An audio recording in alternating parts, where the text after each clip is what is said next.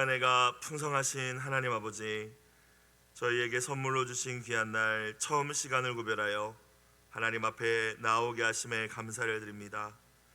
이 시간 무엇보다 주님께서 저희에게 기도의 사명을 주셨음을 우리가 깨닫기를 원합니다. 하나님의 나라를 위하여, 이 나라와 민족을 위하여, 교회와 영적 지도자들을 위하여, 우리의 고통받는 이웃들을 위하여, 그리고 우리의 사랑하는 자녀들과 다음 세대를 위하여 포기하지 않고 눈물로 씨 뿌리는 시간이 되게 하여 주옵소서. 오늘 한날도 우리가 더욱 힘써 믿음의 덕을, 덕의 지식을, 지식의 절제를, 절제의 인내를, 인내의 경건을, 경건의 형제우애를, 형제우애의 사랑을 더하게 하시고 매일 예수님의 신성한 성품을 향하여 나아가는 온 교회가 되게 하여 주옵소서. 보배로 오시며 지극히 큰 약속의 주인 되시는 예수 그리스도의 이름으로 기도드리옵나이다. 아멘. 하나님 말씀 사무엘하 18장 1절부터 18절까지입니다. 구약 사무엘하 18장 1절부터 18절까지 합독하시겠습니다.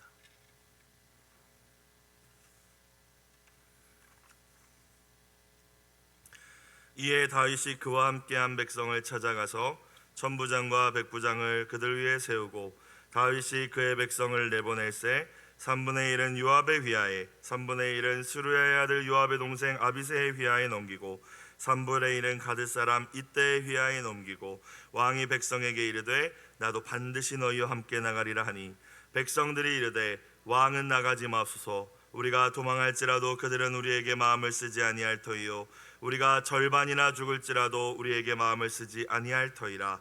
왕은 우리 만명보다 중하시오니 왕은 성읍에 계시다가 우리를 도우심이 좋으니이다 하니라.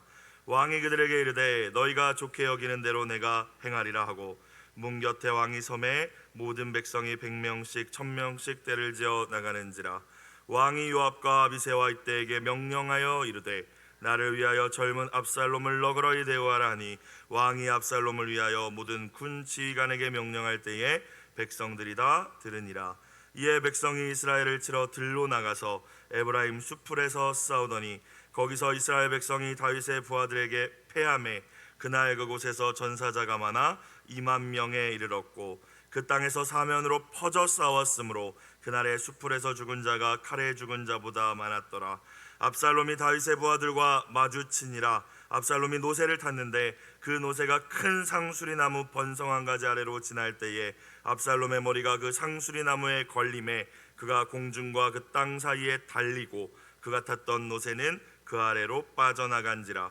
한 사람이 보고 요압에게 알려 이르되 내가 보니 압살롬이 상수리 나무에 달렸더이다 하니 요압이 그 알린 사람에게 이르되 네가 보고 어찌하여 당장에 쳐서 땅에 떨어뜨리지 아니하였느냐. 내가 너에게 은 10개와 띠 하나를 주었으리라 하는지라. 그 사람이 요압에게 대답하되 내가 내 손에 은 1000개를 받는다 할지라도 나는 왕의 아들에게 손을 대지 아니하겠나이다. 우리가 들었거니와 왕이 당신과 아비새와 이때에게 명령하여 이르시기를 삼가 누구든지 젊은 압살롬을 해하지 말라 하셨나이다. 아무 일도 왕 앞에는 숨길 수 없나니 내가 만일 거역하며 그의 생명을 해하였더라면 당신도 나를 대적하였으리이다 하니 요압이 이르되 나는 너와 같이 지체할 수 없다 하고 손에 작은 창 셋을 가지고 가서 상수리 나무 가운데서 아직 살아있는 압살롬의 심장을 찌르니 요압의 무기를 든 청년 10명이 압살롬을 에워싸고 쳐 죽이니라. 요압이 나팔을 불어 백성들에게 그치게 하니 그들이 이스라엘을 추격하지 아니하고 돌아오니라. 그들이 압살롬을 옮겨다가 숲을 가운데 큰 구멍에 그를 던지고 그 위에 매우 큰 돌 무더기를 쌓으니라. 온 이스라엘 무리가 각기 장막으로 도망하니라. 압살롬이 살았을 때 자기를 위하여 한 비석을 마련하여 세웠으니 이는 그가 자기 이름을 전할 아들이 내게 없다고 말하였음이더라. 그러므로 자기 이름을 기념하여 그 비석의 이름을 붙였으며 그 비석이 왕의 골짜기에 있고 이제까지 그것을 압살롬의 기념비라 일컫더라. 아멘. 우리가 하나님 앞에서 반드시 가져야 하는 믿음 가운데 하나는 하나님이 모든 것의 주인이라는 믿음인 줄로 믿습니다. 정말로 모든 것이 하나님의 손에 달려 있습니다. 하나님이 통치하십니다. 그래서 하나님은 역사의 주인이시며 역사의 주관자가 되시는 줄로 믿습니다. 어떤 분은 그래서 역사를 의미하는 영어 히스토리는 그의 이야기다, 그분의 이야기다, his story라고도 이야기를 하죠.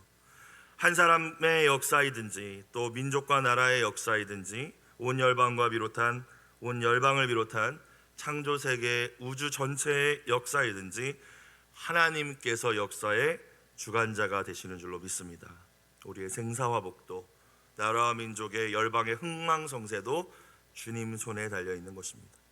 우리는 말씀을 볼 때 이 관점, 이 렌즈를 사용해야 하는 것이죠. 우리의 삶 속에서 일어나는 여러 가지 일들을 바라볼 때에도 우리는 이 관점이 필요한 줄로 믿습니다. 오늘 매일 성경 말씀의 제목을 보니까 압살롬의 패전과 죽음이라고 되어 있어요. 아버지 다윗의 군대와 전쟁을 치러서 졌고 죽었다라는 내용이죠. 하지만 우리는 생각해 볼 때 하나님께서 만약 역사의 주관자가 아니었었더라면, 이 역사를 다스리시는 분이 하나님이 아니셨더라면, 그래서 이 압살롬과 다윗의 전쟁 가운데 하나님이 개입하시지 않으셨다면 수적으로도 전략적으로도 열세였던 이 다윗의 군대가 어찌 승리할 수 있었을까? 아마 하나님께서 개입하시지 않았다면 우리가 앞선 말씀에서 이미 보았듯이 다윗은 싸움다운 싸움 한번 치르지 못하고 이미 죽임을 당했을 것입니다. 아히도벨의 계략과 후세의 계략 사이에서 더 좋은 아히도벨의 계략을 버리고 후세의 계략을 선택하게 하신 하나님이 계셨기 때문에 다윗이 요단을 건너서 군대를 정비할 수 있는 시간이 있었던 것이죠. 하나님이 계속 다스리시고 하나님이 계속 통치하셨다는 것입니다. 오늘 말씀을 통하여서도 하나님께서 어떻게 우리의 삶과 역사의 주관자가 되시는지 발견하고 함께 은혜를 나누는 시간이 되길 주의 이름으로 축원합니다. 다윗은 반역을 일으킨 아들이긴 하지만 자신의 아들과의 싸움은 어찌되었건 피하고 싶었을 거예요. 그러나 무작정 계속 도망갈 수는 없었을 것입니다. 자기 자신의 안위 문제뿐만이 아니라 생명을 걸고 예루살렘 성부터 마하나임까지 북동쪽으로 꽤 먼 곳까지 자신을 따라온 많은 백성들을, 많은 군대들을 사지로 몰아넣을 수는 없는 노릇이니까 싸워보지도 않고 그냥 추격하는 압살롬에게 생명을 내어줄 수는 없는 노릇이었습니다.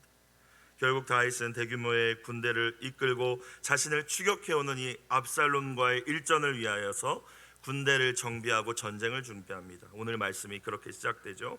1, 2절 보겠습니다. 이에 다윗이 그와 함께한 백성을 찾아가서 천부장과 백부장을 그들 위에 세우고 1000명을 이끄는 군대 장관, 100명을 이끄는 군대 장관들을 세우고 2절 다윗이 그의 백성을 내보낼세 3분의 1은 요압의 휘하에 3분의 1은 스루야의 아들 요압의 동생 아비새의 휘하에 넘기고 3분의 1은 가드 사람 이때의 휘하에 넘기고. 자, 군대를 재편성하고 있습니다. 왜냐하면 다윗이 도망쳐 나오는 과정 가운데 새롭게 편입된 이들이 있었기 때문이죠. 자신을 따르는 이들을 3개의 부대로 나누어서 편성하고 요압과 아비새와 이때라는 인물을 각 부대의 지휘관으로 세우고 있습니다. 여기서 주목할 만한 인물이 있다면 이때일 것 같아요. 왜냐하면 요압과 아비새는 예전부터 다윗의 군대 지휘관이었습니다. 그런데 지금 이때라는 이 인물은 처음으로 꽤 높은 자리이잖아요. 전체 군대를 3부대로 나눠서 한 군대의 부대의 지휘관으로 다윗이 세웁니다. 어떻게 보면 요압, 아비새와 어깨를 나란히 하는 지위에 세워준 것이죠. 이때라는 사람은 사무엘하 15장에 처음 등장했습니다. 다윗이 피난길에 오르자마자 600명의 가드 사람을 데리고 와서 다윗을 따르죠. 다윗이 그에게 이야기합니다. 너는 쫓겨난 나그네니 돌아가서 너의 곳에 있으라. 너는 어제 왔고 나는 정처 없이 가니 오늘 너를 어찌 우리와 함께 떠돌아다니게 하리오. 다윗이 이렇게 그에게 이야기한 이유는 그가 본래 이스라엘 사람이 아니었기 때문입니다. 그는 히브리인이 아니었어요. 가드 사람이라고 소개하고 있는 것과 같이 가드는 블레셋의 성읍이지 않습니까? 그가 항복해서 다윗에게 편입이 된 사람인지 귀화를 했는지 우리는 명확하게 알 수는 없지만 어찌되었건 다윗 편에 서 있던 블레셋 출신의 사람이었습니다. 그런데 성경을 통해서 알 수 있는 건 다윗 편이 된 지 얼마 되지 않은 사람이었어요. 무슨 말인고 하니 반역을 피해서 도망가고 있는 앞날이 불투명한 다윗을 굳이 쫓아가지 않아도 되는 사람이었다라는 것입니다. 뭐 오랫동안 함께한 것도 아니고, 그리고 실제로 이스라엘 편에 소속된 지 얼마 되지도 않았기 때문에 다윗을 따를 사실 이유는 없었어요. 근데 이때가 무엇이라고 대답을 하라면, 내 주 왕께서 어느 곳에 계시든지 사나 죽으나 종도 그곳에 있겠나이다라고 사무엘하 15장에 이때가 다윗에게 대답을 합니다. 시어머니 나오미를 끝까지 쫓았던 모압 여인 룻이 생각이 나는 대사죠. 내 주 왕께서 어느 곳에 계시든지 사나 죽으나 종도 그곳에 있겠나이다. 그래서 다윗에게 충성하며 하나님의 편에 섰던 이때가 오늘 말씀을 보니까 다윗 군대의 지휘관으로 세워지고, 이제 앞으로도 다윗과 함께 하나님의 나라를 세워가는, 이스라엘을 다시 세워가는 킹덤 빌더로 계속 쓰임받게 되는 것이죠. 여러분, 오늘 우리가 말씀을 열면서 처음 생각해 본 질문은 나는 누구 편에 서 있냐는 것입니다. 오늘 나는 누구를 따르고 있습니까? 이 자리에 오신 분들은 그래도 새벽마다 기도하시는 분들이 이 자리에 계실 거예요. 주님 편에 서 계시고 주님을 따르려고 애쓰고 노력하는 분들이라고 믿습니다. 자, 그렇다면 여러분의 자녀는 어느 편에 서 계십니까? 안타까운 것은 5, 60대 또 더 어르신들의 믿음이 저 또래의 3, 40대 전수되지 않은 모습들이 보일 때마다 참 마음이 낙심돼요. 여러분, 나뿐만이 아니라 나의 자녀들도 이때와 같은 신실함과 충성이 있는지, 정말 나에게 허락된 미래가 광야 같은 길이라 할지라도 생명을 걸고 주님만 따르는 그 각오가 되어 있는지 이 아침 돌아볼 수 있길 주의 이름으로 축원합니다. 하나님께서 그런 믿음을, 그런 신실함을 가진 자들을 이때와 같이 귀하게 사용하셔서 하나님의 나라를 세워가는 귀한 도구로 사용하실 줄로 믿습니다. 다윗은 군대를 재정비하면서 이번 전투에는 자기도 참여하겠다고 하죠. 2절 후반부에 보니까 왕이 백성에게 이르되 나도 반드시 너희와 함께 나가리라. 얼마 전에 우리가 읽었던 말씀을 생각해 보면 조금 달라진 다윗의 모습이라는 것을 우리가 금방 눈치챌 수 있을 것 같아요. 밧세바를 범하기 전에 다윗이 어떤 모습이었습니까? 왕들이 나가야 하는 전쟁임에도 불구하고 지도자로서 자신의 책임을 다하지 않고 늦지막이 저녁쯤에 일어나서, 낮잠 잤다는 얘기잖아요. 왕궁 옥상을 아주 여유 있게 거닐다가 목욕하는 여인을 훔쳐보고 그로부터 죄를 시작했던 다윗의 모습과는 참 대조적입니다. 그 모습은 더 이상 찾아볼 수가 없는 것 같아요. 이제는 자기도 목숨을 걸고 책임과 사명을 다하는 모습이요, 자신을 따르는 이들에게 먼저 본을 보이는, 다시 그 예전에 어쩌던 젊었을 때의 다윗의 모습을 우리로 하여금 생각나게 하는 장면입니다. 말씀을 통하여서 두 가지를 생각해 봤어요. 진짜 회개는 회개에 합당한 열매를 맺는 것이다. 이것이 첫 번째였습니다. 여러분, 삶이 변하지 않으면요, 물론 회개의 시작은 죄를 고백하는 것이죠. 하나님, 제가 이런 죄를 지었습니다. 그리고 나아가 방향을 트는 것입니다. 내 뜻대로 내 원하는 대로 갔던 방향을 하나님께로 전환하는 것이죠. 그리고 나아가서 회개에 합당한 열매를, 그 삶을 열매로 맺어야 할 줄로 믿습니다. 습관적으로 죄를 짓고 습관적으로 죄는 고백하는데 10년 전이나 지금이나 내가 하나님 앞에서 똑같다, 회개에 합당한 열매가 정말 하나도 없다, 그러면 하나님 앞에 진짜 회개했는지 우리 자신을 돌아보아야 돼요. 누가복음 3장을 보면은 세례 요한이 회개하라고 외치자 많은 사람들이 나와서 요한에게 묻습니다. 우리가 무엇을 하여야 하리이까? 요한은 회개에 합당한 열매를 맺으라고 하면서 이렇게 이야기하죠.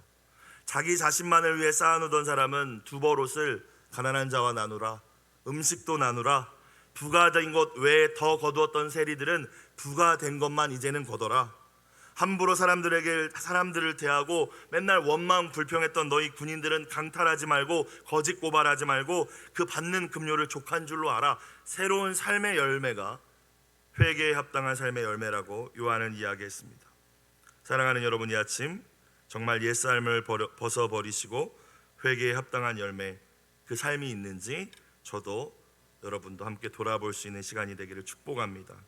두 번째는 다윗이 이렇게 다시 예전의 열정과 또 사명을 이렇게 감당하는 모습으로 변화가 되었는데요, 두 번째 생각해 볼 부분은 고난이 결국 우리를 성숙해 한다는 것입니다. 다윗이 가장 크게 넘어졌을 때, 그 큰 죄를 지었을 때는 어떤 때입니까? 이스라엘의 통일 왕국의 왕좌에 앉게 되고 전 중동 지역의 패권을 장악하게 됐을 때, 주변 나라가 다 와서 고개를 조아리고 막 다윗의 성도 지어주고 조공도 바치고 그러할 때, 하나님께서 그의 대적들을 잠잠케 하시고 그를 영광스럽게 높여주셨을 때, 고난이 끝났을 때 그가 넘어집니다. 그러나 이후에 그의 죄의 대가로 여러 가지 인생의 고난들을 다시 겪게 되면서 광야의 길로 다시 들어서게 되면서 다윗의 영성은 이전보다 더욱 깊어지고 그의 신앙 인격과 성품도 날로 성숙되어 간 줄로 믿습니다. 고난이 다시 그를 단단하게 하고 성숙케 했다는 것이죠. 시편 119편에서 시편 기자는 그래서 이야기합니다. 고난당한 것이 내게 유익이라, 이로 말미암아 내가 주의 율례들을 배우게 되었습니다. 갑작스러운 고난이나 끝이 없는 고난 가운데서 혹여나 낙담하고 계신 분이 이 자리에 계십니까? 오히려 주님께 감사와 영광을 돌리실 수 있기를 주의 이름으로 축복합니다. 고난을 허락하셨다는 것은 두 가지 의미인데, 내가 하나님 친아들이구나, 사생자에게는 징계하시지 않습니다. 두 번째는 하나님께서 나를 신의 성품, 주님의 성품에 참여할 수 있는 특권을 나에게 주시는구나, 나를 빚어가시는구나. 왜 빚으시겠어요? 그 그릇에 축복과 하나님의 신령한 복들을 부어주실 것을 기대하면서 우리가 이 믿음으로 고난을 이겨내야 할 줄로 믿습니다. 다윗이 그랬다는 거예요. 그래서 오늘의 다윗이 변했잖아요. 계속 읽어보면 다윗이 많이 변했습니다. 부하들과 함께 전장에 나가겠다는 이 다윗에게 부하들은 나가지 않는 편이 좋을 것이라고 이야기를 하죠. 3절 4절이 그 내용입니다. 4절을 보겠습니다.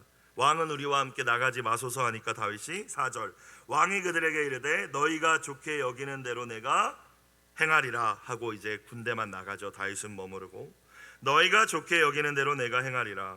여러분, 지혜로운 사람은 듣는 마음을 가진 자인 것 같습니다. 물론 아무 이야기나 들어서는 안 됩니다. 특별히 지도자는 충언인지 간언인지, 하나님의 음성인지 마귀의 음성인지 분별할 수 있는 능력과 경청의 능력이 반드시 있어야 합니다. 그래서 이 땅의 모든 지도자들, 특별히 교회의 지도자들이 잘 듣되 분별하여 듣고 또 그 말대로 또 따를 수 있는 그런 겸손한 마음을 가진, 하나님 아버지의 마음을 가진, 하나님이 주신 그 지혜를 가진 지도자들이 세워질 수 있도록, 또 우리의 자녀들이 그런 지도자가, 다윗과 같은 지도자가 될 수 있도록 저와 여러분은 기도하셔야 할 줄로 믿습니다.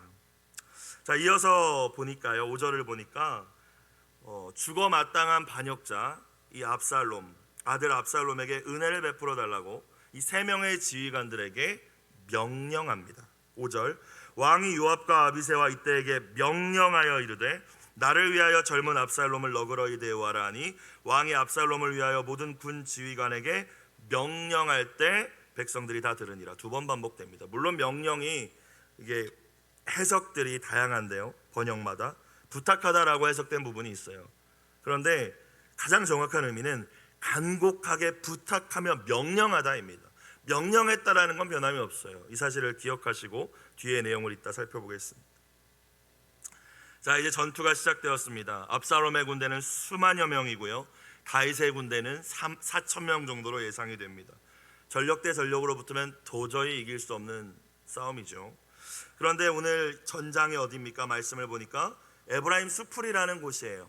에브라임 지파의 땅은 아니었는데 이 다윗이 진영을 갖추고 있던 마하나임 근처에 풀과 나무와 늪 등이 있던 지역이 있었던 것 같습니다. 그래서 게릴라전에 능했던, 아주 뼈가 굵었던 이 다윗의 군대에게 매우 유리한 진영이었어요. 여러분, 근데 이 상황이 우연인 것처럼 보이지만 모든 상황, 이 전장까지도 우리 하나님이 세팅해 놓으신 줄로 믿습니다. 하나님이 그렇게 통치하시고 개입하신다는 거죠.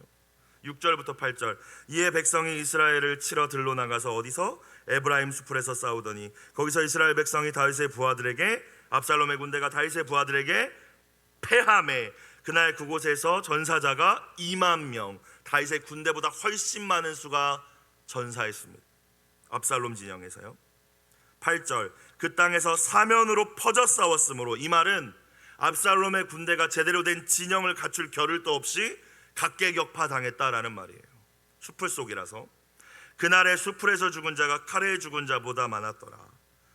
도대체 수풀에서 어떻게 죽었다는 것인지 정확히 우리는 알 수는 없지만 우리가 한 가지 알 수 있는 건 칼에 죽은 자보다 많았더라. 이것을 써놓으신 이유가 있겠죠. 그러니까 하나님께서 압살롬을 심판하시고 다윗을 건져내시기 위해 이 전쟁에 친히 개입하셨다라는 말씀이죠. 너희의 칼이 아니라 여호와의 칼이, 여호와의 손이 승리를 주셨다는 것입니다. 시편 3편은 다윗이 이 상황에서 지은 시로 알려져 있습니다. 아들을 피할 때, 압살롬을 피할 때 지은 시라고 알려져 있어요. 1절은 이렇게 시작합니다. 여호와여, 나의 대적이 어찌 그리 많은지요. 일어나 나를 치는 자가 많습니다. 하나님, 호소로 시작해요. 근데 그 다윗의 고백이 3절에만 가면 이렇게 변해요. 여호와여, 주는 나의 방패시오 영광이시오 내 머리를 드시는 자십니다. 그러다가 6절에 가니까 그 수많은 군대를 이렇게 바라봅니다. 천만인이 나를 에워싸 진친다 하여도 나는 두려워하지 아니하리이다. 그리고 하나님을 구원으로 호소하며 마무리하죠. 여호와여, 일어나소서. 나의 하나님이여, 나를 구원하소서. 구원은, 승리는 여호와께 있습니다. 그 기도에 대한 응답으로 오늘 에브라임 수풀의 승리를 허락하여 주신 줄로 믿습니다. 자, 이제 압살롬은 어떻게 되었을까요? 내가 진리가 없어라고 생각하면서 출전했던 압살롬이 아마 정신없이 도망가기 시작했을 것입니다. 평소에 탔던 노새, 삼국지의 여포가 타고 다니는 적토마와 같이 정말 아주 최상의 노새를 타고 다녔을 거예요. 왕이나 왕자들이 타고 다니던 수단이라고 하는데, 자, 그걸 타고 열심히 도망갑니다. 내가 탄 노새가 빠르니까 도망갈 수 있겠지 아마 생각했을 거예요. 9절 보겠습니다. 압살롬이 다윗의 부하들과 마주치니라. 도망가는데 압살롬의 입장에서는 하필 다윗의 군대가 있는 곳으로 도망친 거예요.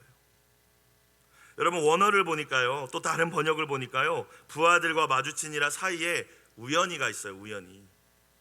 압살롬이 도망가는데 다윗의 부하들과 우연히 마주치니라. 하나님을 모르는 자들의 시선에서는 정말 우연히 마주친 것입니다. 계속 볼까요? 압살롬이 노새를 탔는데 그 노새가 큰 상수리나무 번성한 가지 아래로 지나갈 때에, 저는 여기에도 우연을 넣어봤어요. 큰 노새가 다른 데로 갈 수도 있는데 하필 상수리나무가 아주 가지가 우성한 곳으로 지나갔어요. 그리고 또 우연히를 넣어볼까요? 근데 우연히 압살롬의 머리가 그 상수리나무에 걸렸어요. 여러분, 머리털이 아무리 북실북실해도 나무 밑을 지나가다 걸릴 확률이 얼마나 될까요? 그리고 그가 공중과 그 땅 사이에 달리고, 또 우연히 하필 그가 탔던 노새는 어떻게 됐어요? 주인을 버리고 도망갑니다. 하나님이 통치하심을 모르는 자의 시선에서는 우연이고, 압살롬의 시선에서는 하필, 도망가는데 하필 저 군대를 만나네, 도망가는데 하필 우거진 숲을 지나네, 도망가는데 하필 내 머리가 걸리네라고 생각할 수 있겠지만, 하나님이 개입하셨고 하나님의 섭리가 이 가운데 있는 줄로 믿으시길 주의 이름으로 축원합니다. 사랑하는 여러분, 우연처럼 보이는 일들을 통해서 여러분에게 무엇인가를 말씀해 주시고자 할 때가 있는 것 같아요. 하필 이런 일들이 왜 계속 벌어지지라고 생각나게 하는 일들도 때로는 우리 가운데 있는 것 같아요. 상황과 환경을 통하여서도 말씀하시며 섭리하시는 그 하나님, 귀 기울여 그분의 음성을 들을 수 있는 은혜가 있길 주의 이름으로 축복합니다. 그래서 혹시 나로 하여금 은철아 멈춰라 라고 하시는 거라면 멈출 수 있고, 정목사야 나아가라 하신다면 나아갈 수 있는 저와 여러분이 되시길 주의 이름으로 축원합니다. 자, 압살롬은 치밀한 사람이었습니다. 형을 죽이기 위해서 2년 준비한 사람이고요, 아버지의 왕자를 빼앗기 위해서도 최소한 4년 이상은 준비했을 거예요. 그런데 철저하고 치밀했던 그의 계획은 단 한 번의 전투로 끝났습니다. 모든 사람들이 칭송했던 그의 외모, 특별히 머리털은 그가 비참한 최후를 맞이하는데 가장 큰 원인이 됐어요. 나무에 대롱대롱 매달려서 아주 우스꽝스러운 모습으로, 또 나무에 달린 자는 저주받은 자라는 말씀도 있지 않습니까? 이 위기 상황에서 나를 탈출시켜 줄 거라고 굳게 믿고 있던 노새마저도 압살롬을 내버려 두고 자기 길로 가버렸습니다. 하나님 없이 도모하는 우리의 모든 계획과 결말은 이처럼 허무하고 비참한 줄로 우리가 깨달아야 할 줄로 믿습니다. 새 집을 사는 일도, 내 자녀를 어떻게 키우겠다는 계획도 하나님 없이 아무리 휘황찬란한 삐까뻔쩍한 계획을 내가 세우고 진행시킨다 할지라도 하나님 없는 자의 결말은 이렇다는 사실을 저와 여러분뿐만이 아니라 반드시 우리의 다음 세대에게 전수해야 할 줄로 믿습니다. 10절 이후는 이제 압살롬의 최후입니다. 압살롬이 매달려 있는 것을 보고 한 사람이, 아마 군졸이겠죠, 병사일 거예요, 이제 요압에게 와서 압살롬이 이렇게 됐다고 보고합니다. 근데 11절을 보니까 왜 안 죽였냐고 이야기를 하죠. 압살롬이, 네가 만약에 땅에 떨어뜨려 죽여버렸으면 내가 너에게 상을 줬을 거다. 은 10개, 돈도 주고 띠 하나, 너 진급도 시켜줄 것이다. 돈과 명예와 권력을 줬을 것이다 라고 이야기합니다. 근데 12절을 보니까 이 사람이 뭐라고 얘기해요? 내가 그것이 아니라 은 1000개, 어마어마하게 나에게 돈을 주신다고 해도 왕의 아들에게 내가 손을 대지 않을 것인데 그 이유가 무엇입니까? 12절 후반부, 들었습니다. 뭘 들었어요? 명령하셨습니다. 왕이 젊은 압살롬을 해하지 말라고. 여러분, 왕이 명령하셨기 때문에 무장이 해제된 상태이지만 압살롬을 죽일 수 없었다. 아무리 나에게 일확천금을 주어도 나는 할 수 없습니다라고 이야기하죠. 이름조차 등장하지 않은 이 무명의 군인은 우리에게 충성을 가르쳐 줍니다. 내 생각과 내 기준으로는 이게 나을 것 같은데, 내게는 이게 정의를 실현하는 일 같은데, 이게 더 효율적일 것 같은데 라는 내 생각이 아니라 왕의 명령을 들었으면 어찌하던 순종하는 거죠. 그런데 대조적인 모습이 요압에게 등장합니다. 14절 이유를 보니까 요압이 뭐라고 이야기합니까? 지체할 수 없다고 하고 말하면서 창 3개를 가지고 가서 심장을 찔러 죽여버리죠. 창을 3개 가지고 갔다는 건요, 확인 사살 확실히 하겠다는 겁니다. 찌르겠다는 얘기입니다. 물론 압살롬의 오늘의 죽음은 공의의 하나님께서 그에게 내리신 심판이었습니다. 그러나 하나님은 요압의 손이 굳이 아니시더라도 분명히 그를 처리하실 수 있는 분이십니다. 요압을 한번 생각해 보면서 우리 자신을 돌아볼까요? 그는 왜 다윗의 명령을 완전 무시했을까요? 요압에게는 정말 하나님의 공의가 중요해서 내가 하나님의 공의를 이루리라 하면서 이 압살롬을 죽인 것일까요? 절대 그렇지 않을 거예요. 요압에게는 사촌 다윗의 마음이나 또는 이스라엘 왕으로서의 다윗의 명령 중요하지 않았습니다. 나에게 이익이 되는가 아닌가. 압살롬을 향한 개인적인 원한, 내가 너 때문에 얼마나 고생을 했는데, 내가 너를 그술 땅에서 데려오느냐고 얼마나 애를 썼는데 이런 일을 벌여? 네가 나한테 이렇게 고생을 시켜? 이거죠. 그래서 요압은 열심은 있는데 충성은 없는 자입니다. 오늘 등장하는 무명의 병졸만큼도 충성스럽지 못한 지휘관이 요압이에요. 사역을 하다 보면 이런 분들이 가장 어렵습니다. 열심은 있는데 말을 듣지 않는 분들. 다윗 사후에 솔로몬 왕을 통하여서 결국 하나님께서는 이 요압도 처리하십니다. 이 아침에 내 모습 가운데 요압의 모습은 없는지, 하나님을 열심히 섬긴다고 하면서 그 열심은 있는데 하나님의 말씀과 세워주신 권위자들을 향한 순종과 겸손이 있는지 돌아볼 수 있는 아침이 되기를 주의 이름으로 축복합니다. 건너뛰고 마지막으로 갈게요. 18절 말씀으로 가겠습니다. 오늘 압살롬에 대한 이야기를 마무리하는 시점에서 그의 기념비를 언급하고 있습니다. 18절, 압살롬이 살았을 때 자기를 위하여 한 비석을 마련하여 세웠으니 이는 그가 자기 이름을 전할 아들이 내게 없다고 말하였음이었더라. 아들이 실제로 있었잖아요, 전에 말씀해 보면. 근데 압살롬의 생각에 내 이 아름다운 이름을 전할 만한 아들은 없었다는 뜻입니다. 아유, 이것밖에 안 되네, 이런 의미예요. 자, 그래서 자기 이름을 스스로 기념하기 위해서 이 아들들한테는 내가 기대할 수 없겠다, 비석을 세우죠. 그리고 이름을 붙입니다. 압살롬의 기념비. 28절 말씀에 자기를 위하여, 자기 이름을 위하여, 이 표현이 3번이나 등장을 합니다. 참 안타깝게도 압살롬은 언제든지 하나님을 위하여 예배하며 제단을 쌓은 아버지를 닮지 않고 그를 평생 시기하고 질투하며 쫓아다녔던 사울을 더 닮았어요. 우리의 자녀들의 믿음을 잘 점검하셔야 됩니다. 그의 인생에 대한 성경의 결론이 무엇입니까? 자신을 위해 기념비를 세우고 죽은 자입니다. 교만과 자기애로만 똘똘 뭉쳐있던 사람이죠. 여러분은 겸손함과 순종으로 하나님의 나라를 세워가는 일꾼이십니까? 아니면 사람들의 인정과 칭찬을 쫓아서 나의 의를 드러내고 내 업적을 과시하며 나의 기념비를 세우는 데 바쁜 압살롬이십니까? 자기를 위하여 기념비를 세우는 자의 인생은 하나님께서 반드시 무너뜨리심을 우리는 이 아침 깨달아야 할 줄로 믿습니다. 말씀을 정리하겠습니다. 오늘 말씀을 통해 우리는 하나님이 어떤 분이신지 깨달을 수 있습니다. 하나님은 역사의 주관자이시며 통치하시는 분이십니다. 어떻게 통치하십니까? 첫 번째로는 공의로 다스리시죠. 사실 오늘 일어난 사건은 다윗의 범죄에 대한 하나님의 공의로우신 심판이었죠.